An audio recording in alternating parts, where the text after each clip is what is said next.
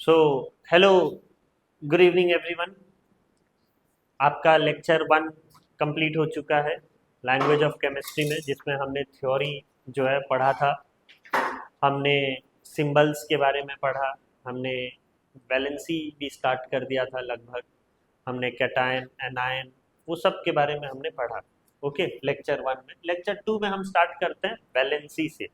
Okay, valency में हमने जो है पहला 20 एलिमेंट्स तो हमने पढ़ ही लिया था। पहला 20 एलिमेंट्स का क्या वैलेंसी होता है, मैंने आपको ये भी बताया था कि नाइट्रोजन का वैलेंसी 3 क्यों है।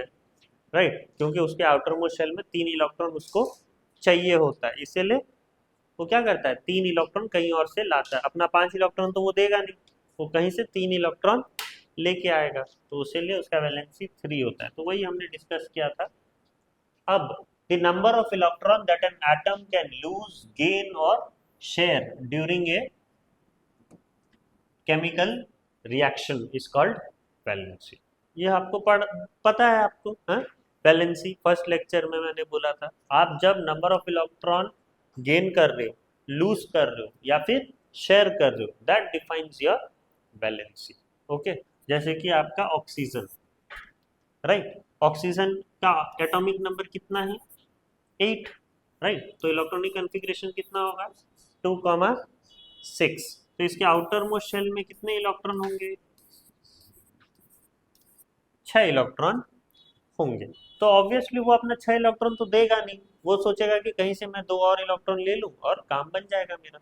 तो मैं 2 और इलेक्ट्रॉन कहीं से वो ले लेता है, 2 इलेक्ट्रॉन कहीं से वो ले लेगा। राइट, 2 इलेक्ट्रॉन ले लेने से फिर उसका क्या हो जाएगा, वो स्टेबल हो जाएगा।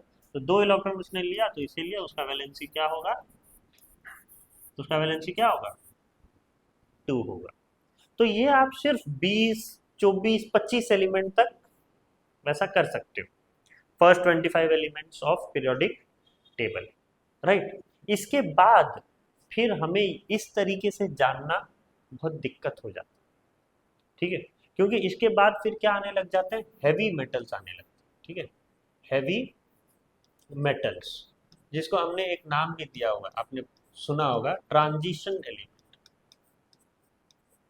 ट्रांजिशन एलिमेंट मतलब वो 20 के बाद शुरू हो जाता है। राइट, 20 के बाद शुरू हो जाता है ट्रांजिशन एलिमेंट। और ट्रांजिशन एलिमेंट्स में क्या होता है, जैसे यहाँ पर उसके एक शेल तो कंप्लीटली फुल है और एक और शेल जो है वो आधा फुल होता है ना। लेकिन ट्रांजिशन एलिमेंट में क्या होते हैं, ऐसे दो दो शेल इनकम्प्लीट हो जाते हैं। ओके, एक शेल इनकम्प्लीट है, वो इनकम्प्लीट होते हुए भी फिर दूसरा शेल चालू कर देता है वो, और दूसरा शेल भी इनकम्प्लीट हो जाता है, मतलब दो दो शेल इनकम्प्लीट हो गए उनके। हाँ, there are two outermost shell incomplete, two outermost shell incomplete. तो जब दो आउटर मोस्ट शेल आपके इनकम्प्लीट हो गए, तो फिर उसका वैलेंसी आप बता पाओगे, नहीं। उसका वैलेंसी प्रिडिक्ट करना विल बी हाईली इम्पॉसिबल, वो बहुत सारे वैलेंसी शो करते होंगे, है ना। तो फिर उस जैसे क्राइटेरिया को हम लोग क्या बोलते हैं, certain element exhibit more than one valency, they are called as what, variable valency. तब इस जैसे एलिमेंट एक वैलेंसी पोजेस नहीं करेगा, जैसे नाइट्रोजन का एक ही वैलेंसी होता है 3, ऑक्सीजन का एक ही वैलेंसी होता है 2। वैसे आगे 20 एलिमेंट्स के बाद आप जब आगे जाओगे पीरियोडिक टेबल में, तो ऐसे बहुत सारे एलिमेंट होंगे जिनके आप क्या कर पाओगे, वैलेंसी प्रिडिक्ट कर ही नहीं पाओगे।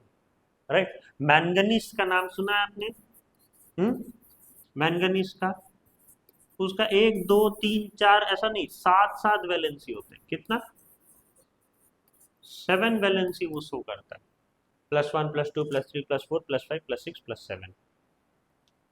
मुश्किल हो जाएगा ना फिर प्रिडिक्ट करना। तो दे शो वेरिएबल वैलेंसी, फिर हम लोग वैलेंसी को भूल जाते हैं क्योंकि हम नहीं बता पाते वैलेंसी। राइट, तो आपको सिर्फ 20 एलिमेंट तक वैलेंसी याद रखना है। इसके बाद दे शोज व्हाट, वेरिएबल वैलेंसी। जैसे कि आयरन, आयरन का आपको याद है, आयरन Fe2+ भी दिखाता है और Fe3+ भी दिखाता है, दो वैलेंसी दिखाता है। इसको हम लोग बोलते हैं फेरस और इसको हम लोग बोलते हैं फेरिक। मर्क्यूरी भी वैसे दो वैलेंसी दिखाता है, एक +1 का और एक +2 का। +1 को बोलते हैं मर्क्यूरस और +2 को बोलते हैं मर्क्यूरिक। फिर कॉपर का भी 2 ठो होता है। क्या होता है? 1 एंड 2 होता है ना, 1 एंड 2। ठीक है। कॉपर का होता है क्यूप्रस और क्यूप्रिक, राइट। फिर लेड का क्या होता है? 2 और 4। क्या होता है 2 और 4? प्लम्बस और प्लम्बिक। ओके। और इसका क्या होगा टीन का? 2 और 4, stannous and Stenik. Okay. Copper का 2 और 3 होता है, राइट। क्यूप्रस होता है 2+, Cu2+, और क्यूप्रिक होता है Cu3+। गलत है, Cu+ और Cu2+ ही है। हाँ, तो फिर कॉपर का 1 और 2 ही होगा। ओके, Cu+ और Cu2+। ठीक है। तो इस तरीके से वो अलग अलग वैलेंसी दिखा रहे हैं, right. Iron, mercury, copper, lead और टीन। समझ में आया आपको? वेरिएबल वैलेंसी मतलब एक से ज्यादा वैलेंसी जब शो करते हैं तो वेरिएबल वैलेंसी बोलते हैं। नेक्स्ट है आप फॉर्मूला के बारे में। फॉर्मूला क्या होता है? किसी भी चीज को आप क्या करना, सिंबॉलिक रिप्रेजेंटेशन को हम लोग बोलते हैं फॉर्मूला। जैसे कि हमने यहाँ पर लिख दिया सोडियम कार्बोनेट, सोडियम कार्बोनेट। अगर मैं उनका फॉर्मूला बनाने के लिए बोलूँ तो ये फॉर्मूला बनाने के लिए आपको क्या करना है? रेडिकल बहुत अच्छे से जानना है। ठीक है। कैसे जानोगे? सोडियम आपको पता है क्या होता है, Na+, और कार्बोनेट आपको पता है क्या होता है, CO3 2-। क्लियर? तो आपको याद रखना है ये जो प्लस है ये जो है लटक जाएगा किसके नीचे, CO3 के नीचे, और ये जो 2- है वो लटक जाता है किसके नीचे, Na के नीचे। तब बनेगा क्या, फॉर्मूला। तो ये 2 माइनस और प्लस मत लटकाइए, ठीक है। जो डिजिट है वही बस लटकता है, राइट। तो ये 2 आ जाएगा और Na के नीचे लग जाएगा, Na2 हो जाएगा, राइट। और CO3 के नीचे लग जाएगा क्या, ये तो CO3 होल के नीचे लग जाएगा क्या, 1। तो ये 1 है तो आप मत लिखिएगा, ओके। 1 है तो आप नेगलेक्ट करिएगा। तो इसका फॉर्मूला क्या बनेगा, Na2CO3। इसी को हम लोग बोलते हैं क्या, formula, right. The symbolic representation of molecule is called formula और molecular formula, right. A molecular formula is also known as chemical formula, employs symbols to denote the molecule of an element or of a compound। हमने यहाँ पर element या compound का क्या किया, एक molecule denote किया ना। मतलब Na2 मतलब 2 ठो सोडियम मॉलिक्यूल है, 1 ठो कार्बन मॉलिक्यूल है, कार्बन एटम है, और 3 क्या है, ऑक्सीजन एटम है, राइट। Sodium carbonate. एक और मैं सपोज एग्जांपल देता हूँ, बेरियम सल्फेट, बेरियम सल्फेट। तो इसका फॉर्मूला क्या होगा, बेरियम क्या होता है, Ba2+, और सल्फेट SO4 2-। तो एक चीज यहाँ पर याद रखिएगा, जब आपका ये सेम हो जाएगा, है ना, सेम हो जाएगा तो आप उसको क्या कर दीजिएगा, काट दीजिए, राइट। तो फिर काट देने के बाद आपका फॉर्मूला क्या बन गया, BaSO। क्लियर? Next, significance. ये फॉर्मूला जानना क्यों जरूरी है हमें, हाँ, फॉर्मूला क्यों जानना जरूरी, इंपॉर्टेंस क्या है, देखिए। It represent the molecule and molecular mass of the compound. अगर हम लोग फॉर्मूला में लिख देते हैं तो हमें क्या होता है, ये कंपाउंड का मॉलिक्यूलर मास पता चल जाता है। ठीक है, बताऊंगा क्या होता है मॉलिक्यूलर मास, कैसे पता चलता है। It represent the respective number of different atom, क्या क्या एटम से ये कंपाउंड बना है वो हम जान जाते हैं। ठीक है। और तीसरा, it represent the ratio of the respective masses of the element present in the compound. और रेशियो क्या है मासेस का, राइट। जैसे कि यहाँ पर मैं एग्जांपल देता हूँ ये तीनों को समझाने के लिए। सपोज मैंने एग्जांपल लिया क्या, CO2। CO2 क्या है, कार्बन डाइऑक्साइड, जिसमें C का मास नंबर बताइए कितना है, C का मास नंबर, कार्बन का मास नंबर कितना है, 12। आपको मास नंबर याद है पहले 20 एलिमेंट का, नहीं है तो याद कर लीजिए, ओके। लेक्चर 1 में मैं लिखा भी था पूरा, हम्म? और ऑक्सीजन का मास नंबर कितना है, कितना, 16, एक ऑक्सीजन का। तो यहाँ पर कितने ऑक्सीजन है, दो, तो कितना होगा, कितना होगा, तो 12 प्लस 32 कितना, 44 एमयू, एटॉमिक मास यूनिट, है ना। तो यहाँ पर देखो एक चीज तो हमें पता चला, it represent the molecule and the molecular mass of the compound, ये है मॉलिक्यूलर मास। मॉलिक्यूलर मास ये है, पता चला कि नहीं, हम लोग फॉर्मूला अगर हम लोग लिख देते हैं तो हम लोग को मॉलिक्यूलर मास पता चल जाता है। दूसरा, it represent the respective number of different atoms, carbon कितने हैं, एक, ऑक्सीजन कितने हैं, दो, ये भी पता चल जाता है अगर हम लोग फॉर्मूला में लिखते हैं। लेकिन अगर मैं ये कार्बन डाइऑक्साइड लिख रहा हूँ तो क्या पता चलेगा मेरे को, अच्छे से नहीं पता चलेगा, कार्बन डाइऑक्साइड लिखने से नहीं पता चलेगा। लेकिन अगर मैं CO2 लिख देता हूँ तो मैं तुरंत बता दूंगा कि हाँ कार्बन एक एटम है और ऑक्सीजन दो है। तो ये एक इंपॉर्टेंस है। और तीसरा, it represent the ratio of respective masses of element present in the compound, ratio भी निकाल सकते हो।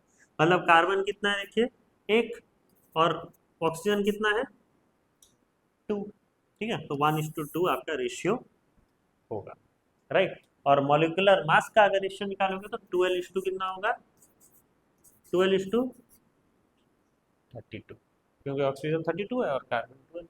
समझ में आया। तो ये सारे आपके सिग्निफिकेंस है, क्लियर। नेक्स्ट है आपका रेडिकल। रेडिकल में आपका एक पेज है इलेक्ट्रो पॉजिटिव और इलेक्ट्रो नेगेटिव, और ये आपको बहुत अच्छे से पढ़ना है। आपके बुक्स में है, मैंने यहाँ पर नहीं बताया है, आपको नहीं दिखाया है, आपको क्लियरली आपके बुक में है और आप पढ़ भी चुके हो कुछ लोग, और कुछ लोग अभी पढ़ना बाकी है रेडिकल। तो वो आपको बाय डिफॉल्ट आपको ये पढ़ना ही होगा और कोई चारा नहीं है, और इसका कोई भी ट्रिक भी नहीं है पढ़ने का। ओके, ये आपको क्या करना है, बाय हार्ट ही करना है। अगर आप रेडिकल नहीं जानोगे तो आप फॉर्मूला बनाना नहीं जानोगे, फॉर्मूला बनाना नहीं जानोगे तो आप इक्वेशन को बैलेंस करना नहीं सीखोगे, इक्वेशन बनाना नहीं जानोगे तो आप केमिस्ट्री में जीरो हो जाओगे। अगर सीधी बात मैं बोलूँ तो फॉर्मूला बहुत जरूरी है, और फॉर्मूला के रेडिकल आपको जानना बहुत जरूरी है। तो रेडिकल क्या होता है देखिए, a radical is an atom or a group of atoms of the same or different element that behave as a single unit with a positive or negative charge. Okay, मतलब ये एक एटम होता है, जैसे कि मैंने यहाँ पर लिया फ्लोराइड, फ्लोराइड एक एटम है, इसमें क्या चार्ज लग गया, माइनस, तो ये एक एलिमेंट है। देखिए, it is an atom of same element, fluorine. अगर वही मैं अभी सपोज बोल रहा हूँ HSO3 माइनस, क्या है ये, बाइसल्फाइड। इसमें क्या है देखिए, डिफरेंट एलिमेंट्स है, ग्रुप ऑफ एटम्स है, इसमें एक H भी है, एक सल्फर भी है, और तीन तीन ऑक्सीजन के एटम्स हैं। देखिए, ऑफ सेम और डिफरेंट, यहाँ पर सारे तीनों के तीनों डिफरेंट एलिमेंट्स है ना, तीनों के तीनों डिफरेंट एलिमेंट है। तो that behave as a single unit, लेकिन वो क्या कर रहे हैं, वो एक सिंगल यूनिट के जैसा बिहेव कर रहे हैं और एक चार्ज रख रहे हैं, और ये चार्ज क्या है, नेगेटिव चार्ज। और सिंगल यूनिट का नाम देखिए क्या दे दिया उनको, by sulphide. Okay, by sulphide. और वही अगर देखो, group of atom of same element भी हो सकते हैं, एग्जांपल जैसे पेरोक्साइड। पेरोक्साइड का फॉर्मूला क्या है, O2 माइनस। यहाँ पर देखिए सेम एलिमेंट है ना, ऑक्सीजन सेम एलिमेंट है लेकिन ग्रुप ऑफ एटम्स है, एक के ज्यादा है। ऑक्सीजन के कितने एटम्स है, दो एटम्स है, और वो क्या चार्ज ले रहे हैं, 2 माइनस चार्ज ले रहे हैं, राइट। तो उसको हम लोग रेडिकल बोलते हैं। डेफिनेशन समझ में आया, इट इज एन एटम और अ group of atom of same element or different element that behave as a single unit and have a charge on it, that is positive charge or negative charge। अब ये दो प्रकार के होते हैं, एक है सिंपल रेडिकल और दूसरा है कंपाउंड रेडिकल। सिंपल रेडिकल मतलब simple element, single elements, okay, right, वो होंगे सिंपल रेडिकल। और कंपाउंड रेडिकल मतलब जब दो या तीन एटम यूज हो जाते हैं, ये हो जाएगा आपका क्या, कंपाउंड रेडिकल। लेकिन F माइनस होगा आपका सिंपल रेडिकल। सिंपल रेडिकल मतलब एक एटम से बना हुआ, ओके।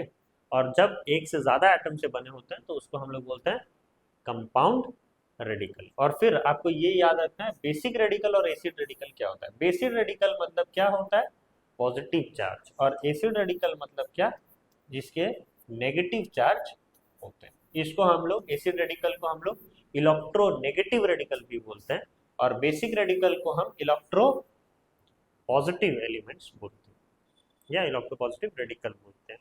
आपके बुक में साफ साफ बेसिक रेडिकल में 4 कैटेगरीज में दिखाया गया है, ये आपको पढ़ना है। मोनोवेलेंट, डाईवेलेंट, ट्राईवेलेंट और टेट्रावेलेंट, ऐसा करके 4 कैटेगरीज में दिखाया गया है। सिमिलरली आपका इलेक्ट्रोनेगेटिव में भी 4 कैटेगरीज में दिखाया गया है, वही मोनो, डाई, ट्राई और टेट्रा। ये अगर आप नहीं पढ़ते हो तो बहुत पीछे रह जाओगे आप केमिस्ट्री में, ये आपको पढ़ना ही होगा। क्लियर, बुक में साफ साफ उसका एक टेबल दिया हुआ है, इसलिए मैंने यहाँ पर पब्लिश नहीं करा है। बुक में साफ साफ है दोनों टेबल, ये आपको पूरा रटना ही है। राइट, समझ में आपको रेडिकल क्या होता है। Next, how to write chemical formula. ठीक है, how to write chemical formula. मैं आपको जैसे बेरियम सल्फेट, सोडियम कार्बोनेट का एक एग्जांपल लिया ही, यहाँ पर एक और एग्जांपल मैं लेता हूँ। मैं लेता हूँ कैल्शियम फेरोसियानाइड। तो मेरे को बताओ क्या होगा कैल्शियम फेरोसियानाइड। कैल्शियम है Ca2+ और फेरोसियानाइड है FeCl6 4-, है ना। तो ये 2+ आके लटक जाएगा किसके नीचे, FeCl6 के नीचे, और ये 4 आके लटक जाएगा किसके नीचे, Ca के नीचे। तो Ca के नीचे 4 लटक गया तो ये हो गया Ca4, और FeCl6 वो एक है, इसके पूरा नीचे लटक जाएगा क्या, 2। समझ में आया। हाँ, अब देखिए ये 2 और 4 कट सकता है ना, 2 और 4 कट सकता है ना, 2 2 जा 4, राइट। तो हम लोग थोड़ा सिंप्लीफाई कर सकते हैं, तो ये 2 और ये कट जाएगा ना। हाँ, तो आप कैसे लिख सकते हो, Ca2 FeCl6। समझ में आया कैसे फॉर्मूला बनाना है। हाँ? एक और अगर फॉर्मूला आपको बोलूँ तो, सपोज मैंने बोला मैग्नीशियम फॉस्फेट, मैग्नीशियम फॉस्फेट। तो मैग्नीशियम का क्या है Mg2+, फॉस्फेट का PO4 3-, तो 3 आके लटक जाएगा इसके नीचे और 2 आके लटक जाएगा इसके नीचे, तो ये हो जाएगा Mg3 और ये होगा PO4 होल 2। समझ में आ रहा है फॉर्मूला कैसे बनेगा। फिर आपका क्या है, केमिकल इक्वेशंस। केमिकल इक्वेशंस क्या होते हैं, देखिए, it is a symbolic representation of chemical reaction using symbol and formulae of the substance involved in the reaction. Okay, वो क्या है केमिकल इक्वेशन, वो भी एक सिंबॉलिक रिप्रेजेंटेशन ही है, जो हम लोग यूज करते हैं क्या, सिंबल और फॉर्मूला यूज करके हम बताते हैं। राइट, जो चीज हम यूज कर रहे हैं उसको हम लोग क्या बोलते हैं, रिएक्टेंट, और जो चीज हमें मिल रहा है उसको हम लोग क्या बोलते हैं, प्रोडक्ट। ओके, मतलब a chemical equation tell us what substance are involved in a given reaction, what is involved is known as reactant and what is formed is known as product। Okay, जैसे कि यहाँ पर मैंने बोला, एक example लेते हैं, sodium chloride plus water, okay, मिल रहा है। अगर मैं क्या करता हूँ, sodium hydroxide, sodium hydroxide plus hydrochloric acid ले रहा हूँ, हाइड्रोक्लोरिक एशिड। तो इसको मेरे को सिंबल और फॉर्मूला में लिखना बहुत जरूरी होगा। तो सोडियम हाइड्रोक्साइड का फॉर्मूला क्या है? NaOH। और वो मैं हाइड्रोक्लोरिक एसिड के साथ मिला रहा हूँ। हाइड्रोक्लोरिक एसिड का फॉर्मूला HCl। तो मुझे क्या देगा? Sodium chloride NaCl plus water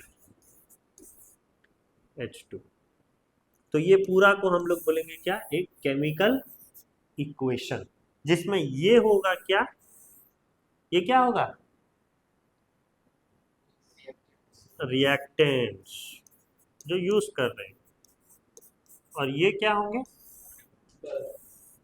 product. ठीक है, इसको हम लोग बोलेंगे प्रोडक्ट। क्लियर? समझ में आया आपको? और पर्टिकुलरली ये इक्वेशन का भी एक नाम है न्यूट्रलाइजेशन रिएक्शन। ओके, हम लोग आगे पढ़ेंगे इसके बारे में।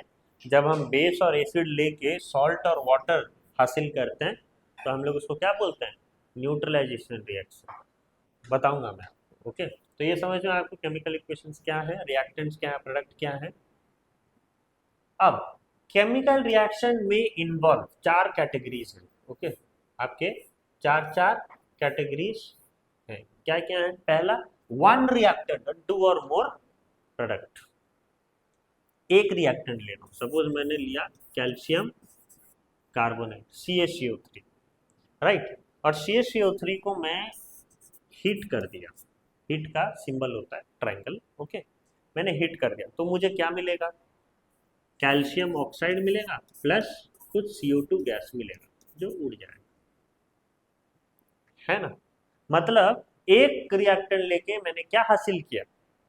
2 प्रोडक्ट। तो ये है example of this, one reactant and 2 और more product. I have used one reactant and I have got how many products?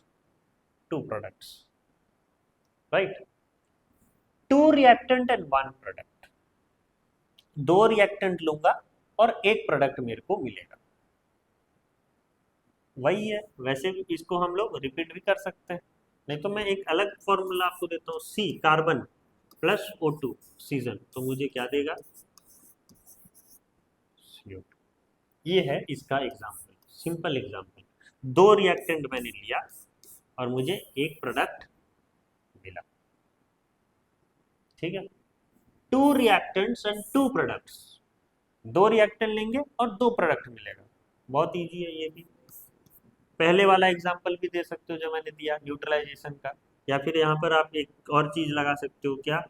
AgNO3 plus NaCl plus AgNO3 give rise to क्या? AgCl plus NaNO3। Displacement reaction है। Okay, displace हो गया NaCl, हो गया AgCl, और AgNO3 हो गया क्या? NaNO3, है ना। दोनों डिस्प्लेस हो गया ना, वो डबल डिस्प्लेसमेंट रिएक्शन जो आप बोलते हो, पढ़े हो ना। हम्म, तो वही चीज़ है। ये फोटोग्राफी में यूज होता है, ये वाला equation, black and white photography में। ओके, ये वाला इक्वेशन यूज होता है। NaCl plus AgNO3 give rise to AgCl plus NaNO3। तो यहाँ पर देखिए मैंने 2 रिएक्टेंट लिया है और 2 प्रोडक्ट हासिल किया। समझ में आया? और एक चीज है, देखिए 2 रिएक्टेंट एंड 3 और मोर प्रोडक्ट। मैं 2 रिएक्टेंट लूंगा और 3 या 3 से ज्यादा प्रोडक्ट मैं निकालूंगा। तो इसका क्या होगा फॉर्मूला? जैसे कि मैंने ले लिया Cu plus H2SO4, Cu plus H2SO4, तो वो मुझे क्या क्या देगा? पहले CuSO4 देगा, ठीक है, प्लस वाटर भी देगा और प्लस SO2 भी देगा। बैलेंस कर दो, बैलेंस करने से क्या होगा? बैलेंस हो गया, ठीक है, राइट, हो गया ना बैलेंस। तो Cu plus 2H2SO4 will give rise to CuSO4 plus H2O plus SO2। Okay, ये 2H2O, यहाँ 2 लगा दो, हो गया, राइट, हो गया ना बैलेंस। अभी ये Cu एक है, यहाँ पर भी Cu एक है, 2H2 यहाँ पर भी 2H2, 2S यहाँ पर एक S, यहाँ पर एक S, 2S हो गया। ऑक्सीजन कितना है? 4 और यहाँ 2, मतलब 8। यहाँ ऑक्सीजन कितना देखो 4, यहाँ ऑक्सीजन 2, यहाँ ऑक्सीजन 6 और 2 8 हो गया ना। बैलेंस होगा। तो यहाँ पर आप देखिए मैंने रिएक्टेंट 2 लिया हुआ है और प्रोडक्ट मेरे कितने निकल रहे हैं 3। तो ये इसका एग्जाम्पल है, 2 रिएक्टेंट एंड 3 और मोर प्रोडक्ट। ऐसे बहुत सारे एग्जाम्पल आप दे सकते हो। ठीक है, नेक्स्ट स्केलेटन इक्वेशन क्या होता है? स्केलेटन इक्वेशन मतलब it is an equation that represent a chemical change but it is unbalanced. Okay, वो एक ऐसे इक्वेशन होता है जो केमिकल चेंज दिखा रहे हैं, राइट। अभी जैसे मैंने ये वाला जो पिछला एग्जांपल लिया, अगर मैं यहाँ पर इसको बैलेंस नहीं करता तो ये एक इक्वेशन दिखाई, ये मेरे को मिलेगा करके मुझे बता दिया गया, लेकिन क्या वो कंप्लीट इक्वेशन है? नहीं, वो कंप्लीट इक्वेशन नहीं है। उसको हम लोग क्या बोलेंगे? Skeleton equation. क्यों इसको स्केलेटन इक्वेशन बोलेंगे? क्योंकि वो बैलेंस नहीं है। बैलेंस नहीं है तो हमें अच्छे से इंफॉर्मेशन नहीं मिलेगा ये इक्वेशन के बारे में कि क्या चीज इक्वल है नहीं है, हमें तो नहीं पता। यहाँ पर तो देखिए SO4 है, एक एस है, यहाँ पर तो हमारे दो दो एस निकल रहे हैं, तो हमें कंप्लीट इन्फॉर्मेशन नहीं पता चल रहा। हमको ऐसा लग रहा है कि हाँ एक एस और बढ़ गया क्या, लेकिन ऐसा है नहीं, एक और एस बढ़ता नहीं है। मास can neither be created nor be destroyed, right. तो हम लोग को इक्वेशन को क्या करना पड़ेगा? बैलेंस करना पड़ेगा। और क्यों इक्वेशन को बैलेंस करते हैं? ताकि हम सेटिस्फाई कर सके law of conservation of mass. ये क्वेश्चन जरूर आता है आपके एग्जाम में, why should a equation be balanced? Why should we balance the equation? So we need to balance our equation just because we need to prove law of conservation of mass, or we need to state the law of conservation of mass, so we need to balance the equation, right? मैंने यहाँ पर note भी किया हुआ है। It is an equation that represent a chemical change but it is unbalanced. In other word, total number of atom of each element on the two sides are not equal. मतलब reactant में जो atoms of elements हैं और जो product में हैं वो equal नहीं होते, तो हम लोग उसको बोलेंगे स्केलेटन इक्वेशन। लेकिन वही बैलेंस इक्वेशन क्या होता है? It is an equation which the total number of each element in the reactant on the left side of the equation is same as the number of atom in the product formed on the right side of the equation. ये बड़ा definition है, लेकिन इसका मतलब वही बोल रहा है वो कि लेफ्ट साइड में जो जो एलिमेंट्स हैं और जितने एलिमेंट्स हैं वो सेम होना चाहिए किसके? राइट साइड के जितने एलिमेंट्स हैं, जितने एटम्स। क्लियर? मतलब कंप्लीटली बैलेंस होना चाहिए। लेफ्ट हैंड साइड में जितने एलिमेंट्स हो राइट हैंड साइड में भी उतने एलिमेंट्स होने चाहिए। And an equation should be balanced in order to comply with law of conservation of masses. तभी हम लोग क्या बोलेंगे? इक्वेशन हमारा बैलेंस है करके। ठीक है, इंफॉर्मेशन क्या क्या देता है हमें? केमिकल इक्वेशन हमें बताता है, देखो it tell us about the actual result of the chemical change. हमें बता रहा है कि क्या प्रोडक्ट निकल रहा है। हम किसके थ्रू जान पा रहे हैं? केमिकल इक्वेशन के थ्रू जान पा रहे हैं। ये तो हम नहीं बता पाते। केमिकल इक्वेशंस में हमने लिखा तो हमें पता चला कि हाँ ये रिजल्ट मिलने वाला है करके। Chemical equation tell us about the reactant involved and the product formed as a result of reaction. Chemical equation से ही हमें पता चल पा रहा है कि हम क्या रिएक्टेंट यूज कर रहे हैं और क्या रिएक्टेंट यूज करने से हमें क्या प्रोडक्ट मिल रहा है करके। ये इंफॉर्मेशन हमें केमिकल इक्वेशन ही दे रहा है। Chemical equation tell us about the number of molecule taking part and formed in the reaction. अब हम लोग एटम तो ले रहे हैं, कितना मॉलिक्यूल केमिकल रिएक्शन में भाग ले रहा है और कितने मॉलिक्यूल्स हमें ये रिएक्शन में मिल रहे हैं, वो चीज के बारे में भी हमें केमिकल इक्वेशन ही बताता है। सो नियर एंड हाउ, ये दो और तीसरा पॉइंट क्या है? लगभग थोड़ा सेम ही है। ओके, फिर चौथा पॉइंट क्या बोला? It tell us about the chemical composition of the respective molecule. ये मॉलिक्यूल्स में क्या क्या है, जैसे कि NaCl में क्या है? सोडियम और क्लोरीन है ना। तो हमें केमिकल कंपोजिशन के बारे में भी वो बता रहा है chemical equation. Chemical equation tell us about the molecular masses. Molecular masses भी हम लोग निकाल पाएंगे। ओके, जैसे कि कैसे निकाल पाएंगे? अभी जैसे मैंने यूज कर दिया CaCO3, तो उसका हम मॉलिक्यूलर मास निकाल सकते हैं, इजीली निकाल सकते हैं, क्योंकि हम लोग का क्या है? Ca कितना ठो है? एक है, कार्बन कितना है, 1 है, और ऑक्सीजन कितना है, 3 है। कैल्शियम का मास नंबर कितना होता है, 40, तो ये हो गया 40 AMU। कार्बन का कितना होता है, 12, तो ये हो गया 12 AMU। और ऑक्सीजन का कितना हो गया, 16, तो ये कितना हो गया, 48। सब मिलाओगे तो आंसर आएगा 100 AMU, है ना। तो ये है आपका क्या, मॉलिक्यूलर मास। क्या है, मॉलिक्यूलर मास 100 AMU। क्लियर। समझ में आ रहा है कि नहीं आ रहा है। तो ये भी हमें क्या दे रहा है, केमिकल इक्वेशन ही बता रहा है। And chemical equation also proves the law of conservation of masses. Chemical equation ही तो प्रूव कर रहा है law of conservation of masses. तो इतने सारे इंफॉर्मेशन हमें दे रहा है केमिकल इक्वेशन। ओके, लेकिन कितने सारे चीजें वो दे भी नहीं रहा है।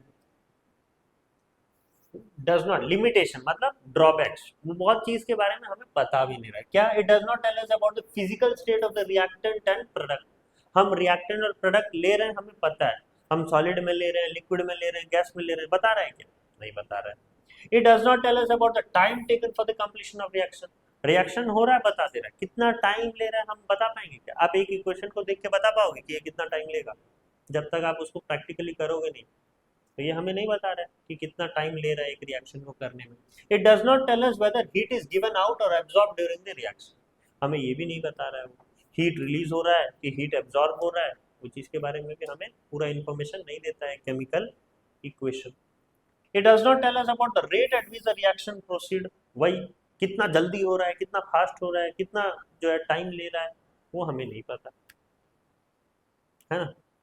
वही होता है ना, rate at which the reaction proceed. It is very fast reaction, और it is very moderate reaction, और it is very slow reaction.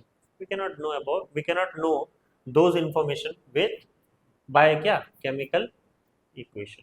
Can we know such informations?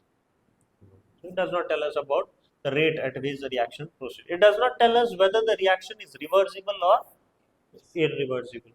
हमें ये भी नहीं बताया जाता है ना, कि हमारा इक्वेशन रिवर्सिबल है या इरिवर्सिबल है। अभी एक नोटिफाई आ गया, आप ऐसा यूज कर सकते हो, तो हाँ हमें पता चल जाएगा कि वो रिवर्सिबल है करके, राइट।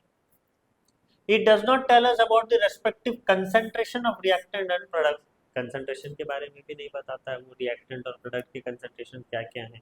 और it does not tell whether the reaction is completed और इट इज नॉट कंप्लीटेड।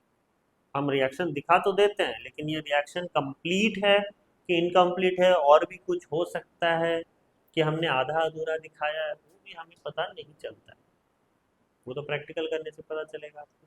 तो ये सारे चीज़ के बारे में हमें नहीं बताता है केमिकल इक्वेशन। तो ये सारे क्या है, लिमिटेशंस ऑफ केमिकल इक्वेशंस हैं। समझ में आया। ये वाला जैसे मैंने एक दिया हुआ, इसको आप बैलेंस कर दो तो शायद आपका बैलेंसिंग बहुत ये हो जाएगा। ओके, हद तक आप कर लोगे। फॉस्फोरस मतलब पी, नाइट्रिक एसिड क्या होता है, HNO3, give rise to nitrogen dioxide that is NO2 plus water that is H2O plus phosphoric acid that is H3PO4। इसको आप बैलेंस कर दो तो आपकी बैलेंसिंग स्ट्रॉन्ग है, राइट। और इसको आप बैलेंस कर दीजिए, zinc Zn plus nitric acid HNO3 give rise to zinc nitrate, क्या होगा, ZnNO3 plus water that is H2O plus nitrogen dioxide that is NO2। Zinc nitrate होगा आपका ZnNO3 whole 2। Okay, ZnNO3 whole 2, आप उसको balance कर दीजिए, ठीक है। तो that was your lecture, right, for today's chemistry session. आपका एक और जो है लेक्चर बनेगा इसमें, जो परसेंटेज कंपोजिशंस के ऊपर होगा और एम्पिरिकल फार्मूला के ऊपर होगा। That will be your lecture number 3, right. So thank you so much.